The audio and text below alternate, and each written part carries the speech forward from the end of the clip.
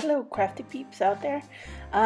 This is Diana with Crazy Creativity, and today I have a very short film for you guys.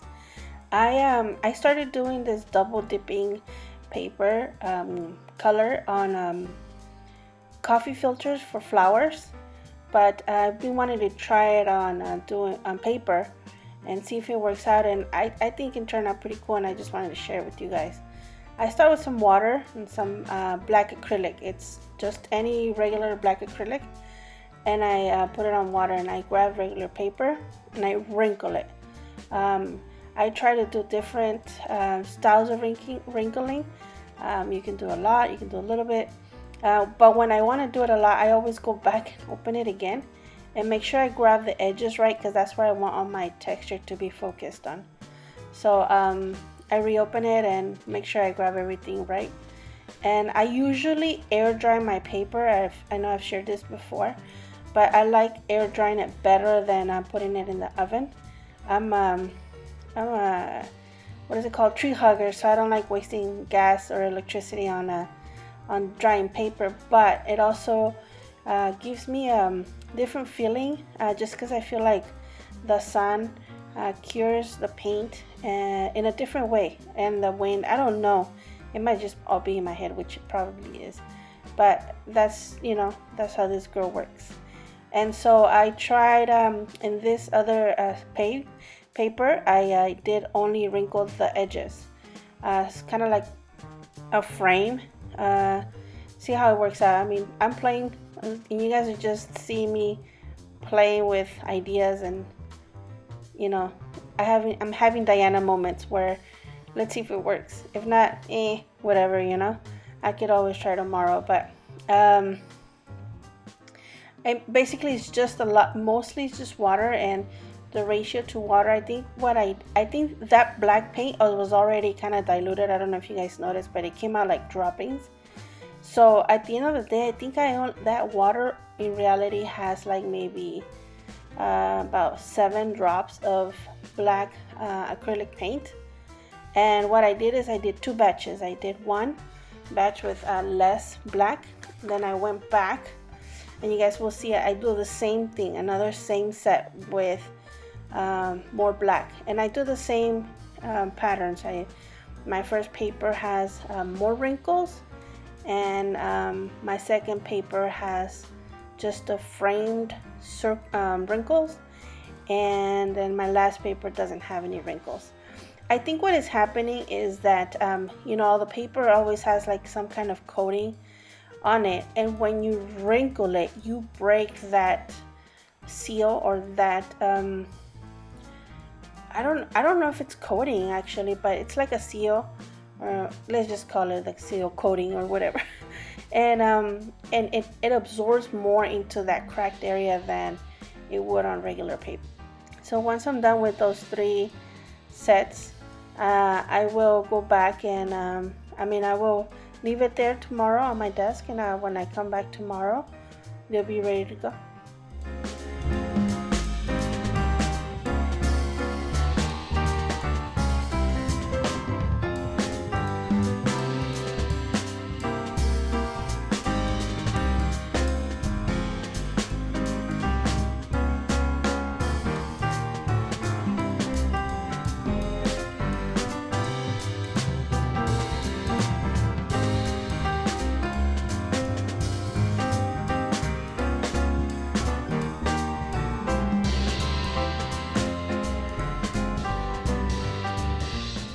Okay, so here's how they turned out.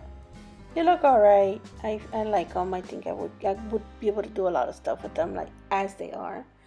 But I wanted to do the double dipping. So what I did is I grabbed my trusty tray, put some water, and I put instant coffee. And I guess it doesn't really matter. Somebody gifted me this coffee, but I don't drink decaf.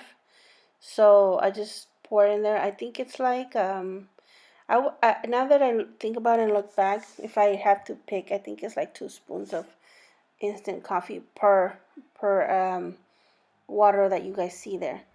And once I mix it up, I wrinkle it up again, and I dip it on coffee water. and I dip all of them the same way. I dip all my paper in that same water. I don't dilute it or anything like that, but and then I use the same process. You guys can automatically see the difference, and it's a brownish, grayish, nice. I love the tone that comes out of it. I love that.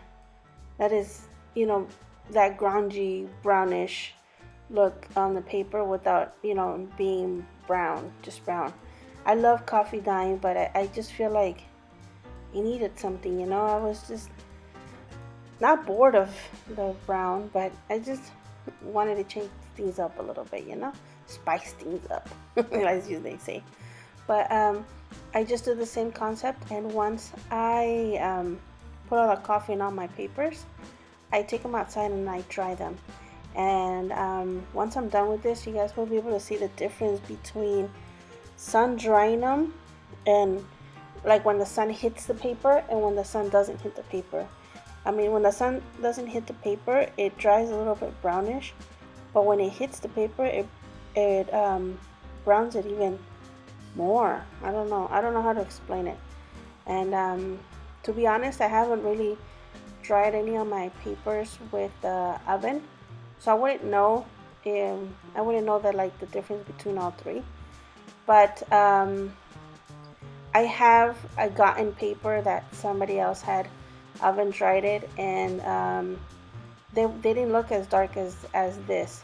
But I guess for comparison purposes, I'm gonna have to turn on my oven, or when my husband is done cooking, I can pop some paper in there and try it out and see what happens.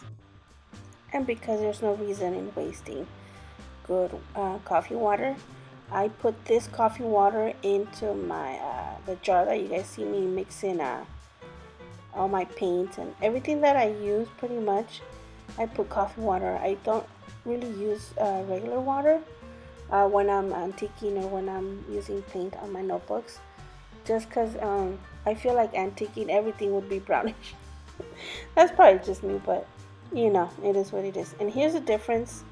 I couldn't find the right lighting so you guys could see the difference between less black and more black, but I mean, I guess you guys can see it a little bit on the first two.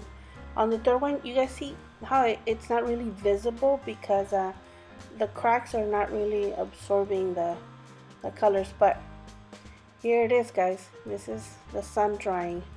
Here's the difference. That's when the sun is hitting the coffee and the paint. I mean, it's a little crazy. On my end, I'm wondering why it does that. But as you guys can see, a little bit of, I still left them stacked outside, but you guys can see that there's a little bit of it peeking through of the bottom paper. And look at the difference. Half of it is peeking, whatever's peeking out of the stack is completely like burnt, which I love it. I mean, I could probably play with it and leave some stencils out, which I have done it on the pure brown. I've left some stuff that I have. But anywho, moving on. These are the double dipped coffee filter flowers that I did. I'm planning on doing a tutorial on it, but I will get there one day.